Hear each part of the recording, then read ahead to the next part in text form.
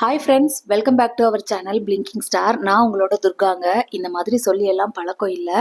But நம்ம video போகிறதே ரொம்ப ரேராக எப்பயாவது தான் போடுறோம். ஸோ என்னோட பேரையும் நம்மளோட சேனல்லையும் நீங்கள் மறந்துடக்கூடாது அப்படின்றதுக்காக ஒரு வீடியோலையும் இந்த மாதிரி ஞாபகப்படுத்தலாம் அப்படின்னு எனக்கு தோணுச்சு. ஸோ அதை இந்த வீடியோலேருந்தே நான் ஸ்டார்ட் பண்ணியிருக்கேங்க. இந்த வீடியோ பார்த்தீங்கன்னா போன வாரம் வியாழக்கிழமை எடுத்தது. நம்மளை ரெகுலராக ஃபாலோ பண்ணுறவங்களுக்கு தெரிஞ்சிருக்கும். வியாழக்கிழமை ஒரு கிளீனிங் ரொட்டீன் நம்ம போடுவோம் அப்படின்றது. வீடு முழுக்க சுத்தம் பண்ணிட்டு பெருக்கிட்டு போடுறது தாங்க நான் சொல்கிறேன். முன்னாடி ஷார்ட்ஸில் ஷேர் பண்ணிட்டு இருந்தேன். அப்புறம் நிறைய பேர் எங்கிட்ட கிளீனிங் விளாக் போடுங்க அப்படின்னு கேட்குறீங்க. ஸோ அவங்களுக்காக இது ஒரு லாங் வீடியோவாக நான் ஷேர் பண்ணியிருக்கேன். ஆஸ் யூஸ்வல் காலையில் பிரேக்ஃபாஸ்ட் முடிச்சு பாப்பாவுக்கு ஸ்நாக்ஸ் செஞ்சு கொடுத்து அவளையும் ஸ்கூலுக்கு அனுப்பி விட்டாச்சு. இவங்களும் ஆஃபீஸ் கிளம்பிட்டாங்க. லஞ்ச் வேண்டான்னு சொல்லியிருந்ததுனால நான் மியூஸ்லி கொடுத்துட்டு கொஞ்சமாக பால் காய்ச்சி கொடுத்து விட்டுட்டேன். அதுலேயே பால் ஊற்றி ஊற வச்சு அவங்க சாப்பிட்ருவாங்க. ஸோ இன்னைக்கு லஞ்சுன்னு பார்த்தீங்கன்னா எனக்கும் பாப்பாவுக்கும் மட்டும்தான். குழம்பெல்லாம் வச்சேன் அப்படின்னா நான் ஒரு ஆள் தான் சாப்பிடுவேன். அது மிச்சப்பட்டு போயிடும். கையில் மாவும் கிடையாது. நைட்டு தோசைக்கு ஊற்றி சாப்பிட்லாம் அப்படின்னா ஸோ அதுவும் வேஸ்ட் ஆயிரும்ன்றதுனால இன்னைக்கு சிம்பிளாக வெறும் ரைஸ் மட்டும் தான் வச்சுக்க போகிறேன். தயிர் ஊற்றி சாப்பிட்ருவோம்.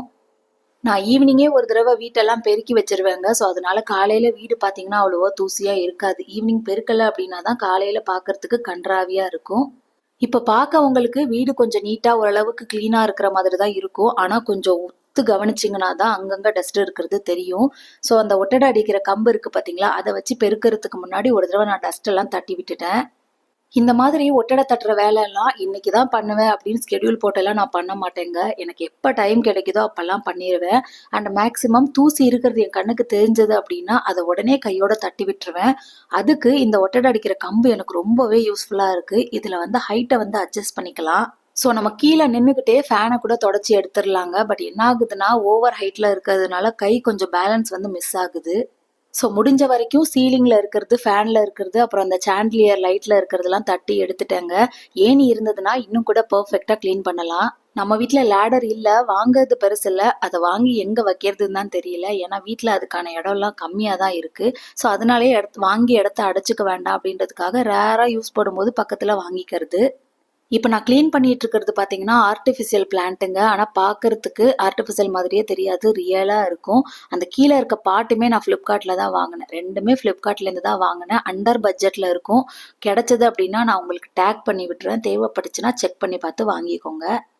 எனக்கு கிளீனிங்னு ஒன்று பண்ண போகிறேன் அப்படின்னா ஏதாவது ஒரு பாட்டு போட்டு விட்டணுங்க. அப்போ தான் சுறுசுறுப்பாக நான் வேலை பார்த்துட்டு இருப்பேன். டைம் போகிறதும் தெரியாமல் கடகடன்னு எனக்கு வேலையும் நடக்கும். டிஸ்டர்ப் பண்ணுறதுக்கு யாருமே கிடையாது. நம்ம வேலையை நம்ம பார்க்கலாம் அப்படின்றதே ஒரு சந்தோஷங்க. அதுலேயும் நமக்கு பிடிச்ச பாட்டெல்லாம் கேட்டுட்டு பண்ணுறது அதை விட பெரிய சந்தோஷம் இல்லையா? ஸோ உங்களுக்கு யாருக்கு பாட்டெல்லாம் போட்டுட்டு வேலை பார்க்குறது பிடிக்கும் அப்படின்றது கமெண்ட்டில் சொல்லுங்கள். அண்ட் என்ன மாதிரி சாங்ஸ் எல்லாம் பிடிக்கும், எதெல்லாம் கேட்பீங்க அப்படின்றதையும் சொல்லுங்க. நான் இப்போ நீங்கள் டிவியில் பார்க்குறீங்களா அந்த பீரியடில் இருக்க சாங்ஸ் தான் கேட்பேன். சரத்குமார், கார்த்தி அந்த மாதிரி சாங்ஸ் தான் கேட்பேன். எனக்கு ரொம்ப பிடிக்கும். கடகடன்னு ஃபயரில் இருக்க ஸ்பேஸையும் நல்லா க்ளீன் பண்ணி விட்டுட்டு டிவி யூனிட்டையும் கொஞ்சம் டஸ்ட்டு தட்டி விட்டுட்டாங்க. டிவி யூனிட்ல மேலே நிறைய பொருள் இருக்குது. இப்போ அதெல்லாம் எடுத்து க்ளீன் பண்ணணும்னா ரொம்ப லேட் ஆகும். அதுக்கெல்லாம் டைம் ஒதுக்கி தான் நான் பண்ணுவேன். இப்போ அது பண்ணலை. டிவியில் ஓடிட்டு இருந்த பாட்டை காணுமே அப்படின்னு யோசிக்காதீங்க. பாப்பா ஸ்கூல்லேருந்து வந்துட்டா. அவ சவுண்டே எனக்கு சரியாக இருக்கும். அதனால நான் பாட்டை ஆஃப் பண்ணி வச்சுட்டேன். டஸ்ட்டு தட்டிட்டு இருக்கும் போதே எனக்கு கால் வந்துருச்சு. ஸோ கீழே போய் நான் அவளை அழைச்சிட்டு வந்துட்டேன். ஒரு பக்கம் சமையலை முடிச்சுக்கிட்டே தாங்க நான் க்ளீன் பண்ணிட்டு இருந்தேன். ஏன்னா அவள் பசி தாங்க மாட்டா, வந்ததும் ஏதாவது கேட்பா அப்படின்றதுக்காக. எனக்கு எப்படி கிளீனிங் ரொம்ப இன்ட்ரெஸ்ட்டோ அதை விட அதிகங்க என் பாப்பாவுக்கு. மாப்பெல்லாம் போட போகிறேன் அப்படின்னா முன்னாடியே நிப்பா, நான் தான் போட்டு முடிப்பேன் அப்படின்ட்டு. ஸோ அவள் வரத்துக்குள்ளேயே முடிச்சிடணும்னு பார்த்தேன். எனக்கு எப்படியோ கொஞ்சம் இழுத்து அடிச்சிருச்சு வேலை. நான் ஆல்ரெடி சொல்லியிருந்தேன்லங்க, கிச்சனில் ஏதாவது சமையல் பண்ணிட்டு இருக்கேன் அப்படின்னா அந்த டைமில் நான் வீடு பெருக்க மாட்டேன். ஏன்னா காற்றுக்கு தூசு போய் அங்கே அதில் போய் சேர்ந்துருன்றதுக்காக அதெல்லாம் முடிச்சுட்டு தான் பெருக்கிற வேலை பார்ப்பேன். இன்றைக்குமே சாதம் வடிச்சிட்டு அதுக்கப்புறமா தான் பெருக்கி விட்டுருந்தேன். போடலான்ட்டு பெரிய பக்கெட்ல தண்ணி எடுத்துட்டு லிக்விட் ஊற்றலான்னு பார்த்தா என்னால் அந்த பெரிய பக்கெட்லலாம் உள்ள நுழைஞ்சு புளிய முடியாது. நீ சின்ன பக்கெட்டாவே எடுன்னு சொல்லி இதை எடுத்துட்டு வந்தாங்க. வந்ததுமே ஏதாவது ஸ்நாக்ஸை கொடுத்து டிவியை போட்டு விட்டுறணும். இல்லைன்னா நைன்னு அழுதுகிட்டே இருப்பாங்க. மதியத்துல தூங்குற பழக்கமும் அவளுக்கு கிடையாது. இதை ஏன் பண்ற அது ஏன் பண்றேன்னு நான் கேட்டுட்டேன்னா அழ ஆரம்பிச்சிருவா. அதுக்கப்புறம் எனக்கும் வேலை நடக்காது. ஸோ இப்போ வேலை நடக்கணும் அப்படின்னா அவ போக்குக்கு போறதே நல்லதுன்ட்டு அதுபடியா போயிட்டேன். வீட்டை ரெண்டா பிரிச்சுட்டு நடுவுல உட்காந்துருந்தாங்க. அது வரைக்கும் தான் நீ போடணும், அதை தாண்டி நான் தான் போடுவேன்னு கரெக்டா அந்த கோடுலேயே நிக்கிறா பாருங்க. அதை தாண்டி கொஞ்சம் லைட்டா போயிருச்சு. அதுக்கே கத்த ஆரம்பிச்சிட்டா. அவ பேசுற கிளிப் அப்படியே ராவா போட்டிருந்தேன்னா உங்களுக்கு லாங்குவேஜ் புரியாதுங்க. ஸோ என்ன பேசுறான்னு தெரியாது. அதனால நான் வாய்ஸ் ஓவரே கொடுத்துட்டேன். ஃபைனலி மாப்பெல்லாம் போட்டு முடிச்சுட்டேன். பால்கனியை நேத்தே நான் க்ளீன் பண்ணி வச்சுட்டேன். ஸோ இப்போ வீடு க்ளீனாக இருக்கு. கிச்சனுமே அந்த சமைக்கிறப்போ ஸ்பில் ஆயிருக்குல்ல, அது மட்டும் தான் இருக்கு. ஸோ அத மட்டும் நான் கவுண்டர் டாப்பையும், கேஸ் ஸ்டவ்வையும் தொடச்சு விட்டாலே போதுங்க. இந்த மாம்பழம் பார்த்தீங்கன்னா, ஊர்லேருந்து அனுப்பி விட்டுருந்தாங்க என்னோட மாமா. எனக்கும் பாப்பாக்கும் மாம்பழம்னா ரொம்ப பிடிக்குங்க. சீசன் வந்துச்சுன்னா, நான் எவ்ளோ முடியுமோ அந்த அளவுக்கு சாப்ட்டுருவோம். இங்க வந்து மாம்பழம் வந்து ரொம்ப காஸ்ட்லியாவும் இருக்கு. அதே நேரம் இந்த மருந்தெல்லாம் போட்டு பழுக்க வைக்கிறாங்க அப்படின்னு சொல்றாங்க. அதனாலயே வாங்க பயமா இருந்ததுன்னு சொல்லிட்டு இருந்தேன். அதனால ஊர்லேருந்து மாம்பழம், காஃபி பவுடர், உளுந்து இதெல்லாம் அனுப்பி விட்டுருந்தாங்க. எல்லாத்தையும் அரிசி ட்ரம்ல போட்டு வச்சிருந்தேன். ஒண்ணு ஒண்ணா ஒரு ஒரு நாளைக்கு எடுத்து சாப்பிட்டுட்டு இருக்கோம்.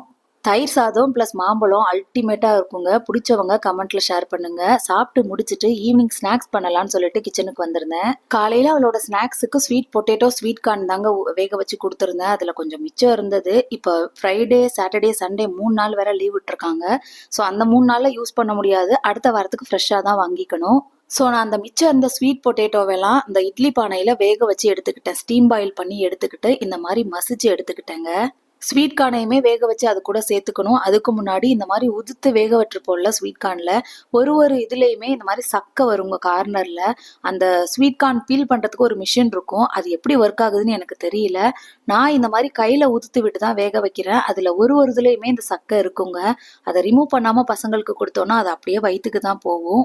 ஸோ நீங்களும் இந்த மாதிரி உதுத்து விட்டு வேக வச்சு தான் குடுக்குறீங்க அப்படின்னா கொஞ்சம் கவனமா அந்த சக்கையெல்லாம் ரிமூவ் பண்ணிட்டு பசங்களுக்கு கொடுங்க. இப்போ மசிச்சு வச்ச பொட்டேட்டோ கூட அந்த ஸ்வீட் கார்னையும் சேர்த்துட்டேன். கொஞ்சம் பெப்பர் பவுடர், உப்பு, கரம் மசாலா, வெங்காயம், கருவேப்பிலை, கொத்தமல்லி, புதினா எல்லாத்தையும் சேர்த்து அது கூடவே ஒரு ஒரு டீஸ்பூன் வந்து அரிசி மாவு, கார்ன்ஃபிளவர் மாவு ஆட் பண்ணிக்கோங்க. ஏதாவது ஒன்று ஆட் பண்ணா போதும். ஜஸ்ட் பைண்டிங்காக தாங்க அதை ஆட் பண்றோம். இல்லைன்னா எண்ணெயில போட்டதும் பிரிஞ்சு வந்துடும். அந்த ஆட் பண்ற கிளிப் வந்து மிஸ் ஆயிருச்சு. ஆட் பண்ணி நல்லா மிக்ஸ் பண்ணிட்டு இந்த மாதிரி எந்த ஷேப்ல வேணுமோ அந்த ஷேப்ல உருட்டி வச்சுக்கோங்க. திரும்ப இதை மைதா மாவுல டிப் பண்ணிட்டு அந்த பிரெட் கிரம்ஸ்ல எல்லாம் போட்டு எடுக்கணும் அப்படின்ற அவசியம் இல்லைங்க. இதை என்ன சூடானதோ அதுல போட்டு 2 பக்கமும் ஃப்ரை பண்ணி எடுத்துக்கோங்க. ரொம்ப நல்லா இருக்கும். அன்னைக்கு என்கிட்ட எண்ணெய் கொஞ்சமா கம்மியா இருந்ததுங்க. ஸோ அதனால இருக்கிறத ஊத்தி பண்ணியிருக்கேன். நீங்க நல்லா தாராளமா விட்டு டீப் ஃப்ரை கூட பண்ணிக்கலாம். இது ரொம்ப ஹெல்த்தியான ஸ்நாக்ஸ் தான். எண்ணெயில பொரிக்கிறது தவிர்த்து மற்ற எல்லாமே ஹெல்தின்னு தான் நான் சொல்லுவேன். ஏன்னா ஸ்வீட் பொட்டேட்டோ சேர்த்திருக்கோம், ஸ்வீட் கார்ன் சேர்த்திருக்கோம். மற்ற எல்லாமே உடம்புக்கு நல்லது விஷயம் தான். வீட்டில் பண்ணி கொடுக்கறதுனால பசங்களுக்கு நீங்க இதை தாராளமா செஞ்சு தரலாம். டேஸ்ட்டும் ரொம்ப நல்லா இருக்கும். என் பாப்பாவுக்கு ஸ்வீட் பொட்டேட்டோவை தனியா தாங்க கொடுத்துருக்கேன். இந்த மாதிரி செய்யறது இதுதான் ஃபர்ஸ்ட் டைம். இது அவளுக்கு ரொம்பவே பிடிச்சிருந்தது. நீங்களும் ட்ரை பண்ணி பாருங்க.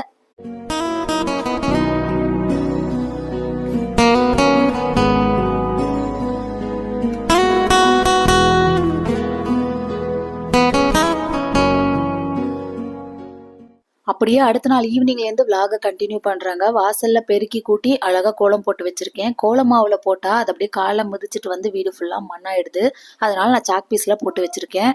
அவ பங்குக்கு அவளும் போடுறேன்னா நீ என்னமோ பண்ணிக்கொண்டு கையில் சாக் பீஸை கொடுத்துட்டு வந்துட்டேன். அப்புறம் இந்த வீட்டில் விளக்கேற்றும் போது மட்டும் இந்த சாண்டிலியர் லைட்டை ஆன் பண்ணிப்பேன். அதில் 3 மோடு இருக்குங்க. ஒன்று பியோர் ஒயிட்டாக இருக்கும், ஒன்று ஒயிட்லேருந்து கலர் சேஞ்ச் ஆகும், ஒன்று வந்து ஃபுல்லாகவே ஆன் பண்ணும்போது கலராக இருக்கும். எனக்கு எப்போதுமே ஒயிட்லேருந்து கலர் சேஞ்ச் ஆகிறது தான் பிடிக்கும். ஸோ அதுதான் பார்க்க நல்லா இருக்கும்னு அதை தான் ஆன் பண்ணிவிட்டேன். அப்புறம் நேற்று ஸ்நாக்ஸ் பண்ணியிருந்தேன் இல்லையா, அது கூடவே உடனே அந்த பூஜா கபோர்டையும் க்ளீன் பண்ணிட்டு பூஜை பாத்திரத்தையும் நான் வாஷ் பண்ணி வச்சுட்டேன். ஏன்னா அடுத்த நாள் வெள்ளிக்கிழமை அந்த வாஷ் பண்ற வேலையெல்லாம் வைக்கக்கூடாது, பார்க்கக்கூடாதுன்னு சொல்லுவாங்க. இந்த மஞ்சள் குங்குமம் வைக்கிற வேலையெல்லாம் விளக்கேத்துறப்போ தாங்க நான் பார்த்துப்பேன். இங்க பாருங்க அவ எவ்வளோ இன்ட்ரெஸ்டா ஹெல்ப் பண்ணிட்டு இருக்கான்ட்டு. இந்த விஷயத்துல நானும் இந்த மாதிரி கிடையாது. அவங்க அப்பாவும் இந்த பூஜை விஷயத்துல சாமி விஷயத்தெல்லாம் கொஞ்சம் தூரம் அப்படின்னு சொல்லுவேன். ஆனா இவ ரொம்ப இன்ட்ரெஸ்டா பார்த்துட்டு இருக்கா. இந்த ஹேபிட் எங்கேருந்து வந்துச்சுன்னு எனக்கு தெரியல. நான்லாம் சின்ன வயசுலன்னு கூட சொல்ல முடியாதுங்க. எனக்கு விவரம் தெரிஞ்சு ஒரு 9th 10th படிக்கும்போது கூட வச்சுக்கோங்களேன். என்னைக்காவது லீவ்ல ஏதாவது பூஜை விஷயம் அப்படின்னா அம்மா அந்த பூஜை பாத்திரம் எல்லாம் வாஷ் பண்ண சொல்லுவாங்க, பூ போட சொல்லுவாங்க சாமி படத்துக்கெல்லாம். அதுக்கெல்லாம் ரொம்ப அலுப்பு படுவேங்க. பட் வெளியில சொல்லிக்க முடியாது. சொன்னேன் அப்படின்னா அம்மா அடி போட்டுருவாங்க. அதுக்கு பயந்துக்கிட்டு பிடிக்கலனாலும் பண்ணுவேன். பட் பிடிச்சி பண்ணுவேன் அப்படிலாம் கிடையாது. கொஞ்சம் பிடிக்கலனாலும் பண்ணிதான் ஆகணும். அந்த மாதிரி வேண்டா வெறுப்பா பண்ணியிருக்கேன். பட் இப்ப என்னோட பாப்பா, நீ வராத பாப்பா இடையில இன்னும் கொஞ்சம் வளர்ந்ததுக்கு அப்புறம் நீ பண்ணிக்கலாம் அப்படின்னு சொன்னாலும் கேட்க மாட்டேங்கிறா. இல்லம்மா இதுதானே நான் பண்ணிருவேன், எனக்கு தெரியும், குடு, நீ போய் வேற வேலையை பாரு, நான் பாத்துக்கிறேன் அப்படின்னு தாங்க சொல்றா. அதை கேட்கும்போது எனக்கு சிரிக்கிறதா இல்ல சந்தோஷப்படுறதா இல்ல கோவப்படுறதா இல்லைன்னு ஒண்ணுமே புரிய மாட்டேங்குது. சமையல் செய்யும் போதும் அப்படிதாங்க, நீ ஒன்னா போடு, நான் அப்படியே கலந்து கலந்து விடுறேன் அப்படின்பா. ஸோ எனக்கு இது கேட்கும்போது சந்தோஷமா இருந்தாலும் பட் ஃபியூச்சர்ல திரும்ப அவளும் கிச்சனுக்குள்ளேயே போயிடுவாளோ இன்ட்ரெஸ்டா அப்படின்ற ஒரு பயம் வந்து இருக்கத்தான் செய்யுது. பட் எனி ஹவ் இப்ப இருக்க குழந்தைங்க சின்ன வயசுல இருந்தே எல்லா விஷயத்த பத்தியும் தெரிஞ்சு வச்சுக்கிறது ரொம்ப நல்லது அப்படின்னு தான் நான் நினைக்கிறேன். நீங்க இதை எப்படி பாக்குறீங்கன்னு கமெண்ட்ல சொல்லுங்க. அன்னைக்கு பிரசாதத்துக்கு ஏதாவது வைக்கணுமே என்ன பண்ணலான்னு யோசிச்சப்போ சட்டுன்னு ரவா பாயசம் பண்ணிடலான்னு தோணுச்சு. ரவையும் வீட்டில் இருந்தது. ஸோ அதையே ட்ரை பண்ணிட்டேன். ஃபஸ்ட்டு ஒரு பேனில் ஒரு 2 டேபிள் ஸ்பூன் நெய் விட்டு முந்திரியை வறுத்து எடுத்துக்கிறேன். இப்போ அதே நெய்யில் எவ்வளோ ரவை வேணுமோ அந்த ரவையை போட்டு கொஞ்சம் ப்ரௌன் கலரில் வர்ற வரைக்கும் லோ ஃப்ளேமில் வறுத்து விடுங்க. ரவையை வறுக்கிறதுக்கு முன்னாடி இந்த பக்கம் நான் பாலையும் அடுப்பில் வச்சுருந்தேன். அந்த பால் காஞ்சதும் இந்த ரவையை சேர்த்து கொஞ்சம் கொஞ்சமாக அதில் சேர்த்து மிக்ஸ் பண்ணிடுங்க. கொஞ்சம் விட்டுட்டிங்கனாலும் கட்டி பிடிச்சிருங்க. ஸோ கொஞ்சம் பார்த்து நீங்கள் கலந்து விட்டுக்கோங்க. ஸ்வீட்டுக்காக வேண்டிய அளவுக்கு ஒயிட் சுகர் ஆட் பண்ணியிருக்கேன். அப்புறம் அந்த குங்குமப்பூ சேர்த்தா ஒரு மாதிரி ப்ரௌனிஷ் கலரில் இருக்கும் பாயாசம். என்கிட்ட குங்குமப்பூ கிடையாதுங்க. ஸோ அந்த கலருக்காக 2 டேபிள் ஸ்பூன் நாட்டு சக்கரை ஆட் பண்ணியிருக்கேன். இப்போ நல்லா கொதிச்சு பாயாசம் முடிஞ்சதும் ஃபைனலாக நம்ம வறுத்து வச்சிருக்க முந்திரியை சேர்த்துக்கலாங்க. தேவைப்பட்டா நீங்கள் ஏலக்காய் பவுடர் சேர்த்துக்கோங்க. எங்களுக்கு பிடிக்காது, அதனால நான் சேர்க்கல. எதையுமே சுட சுட சாமிக்கு படைக்க கூடாதுங்க. ஸோ அது கொஞ்சம் ஆறட்டும்னு அந்த கேப்ல கொஞ்சம் விளக்கேற்றுற வேலையெல்லாம் இருந்தது. அதையெல்லாம் முடிச்சு வச்சுக்கிட்டேன். இந்த மாதிரி தேங்காய் ஓடெல்லாம் நான் கொஞ்சம் சேர்த்து வச்சுப்பேங்க சாம்பிராணி போடுறதுக்கு. அதுலேயே இந்த 3 கண்ணு இருக்கு பார்த்தீங்களா, இந்த தேங்காவோட வெள்ளி செவ்வாய் அன்னைக்கு கொளுத்தி நம்ம சாம்பிராணி போட்டோம் அப்படின்னா வீட்டில் இருக்க திருஷ்டி எல்லாம் கழிஞ்சிரும் அப்படின்ட்டு ஒரு நம்பிக்கை இருந்துச்சுன்னா நான் அன்னைக்கு இந்த தேங்காய் ஓடி எரிச்சு தான் சாம்பிராணி போடுவேன். இல்லாத பட்சத்தில் தான் கப் சாம்பிராணி நான் யூஸ் பண்ணுவேங்க. இந்த தேங்காவோட ஸ்ட்ரைட்டாக கேஸில் கொஞ்சம் லோ ஃப்ளேமில் வச்சோன்னா அது நல்லா பற்றிக்கும். அதை அப்படியே எடுத்து அந்த தூபம் காட்டுற ஸ்டிக்கில் வச்சுட்டு கொஞ்சம் கொளுத்துனதுக்கப்புறம் நம்ம யூஸ்வலாக அந்த சாம்பிராணி பொடி சாம்பிராணி இருக்கு இல்லையா, அதை தூவி சாம்பிராணி போட்டுக்கலாம்.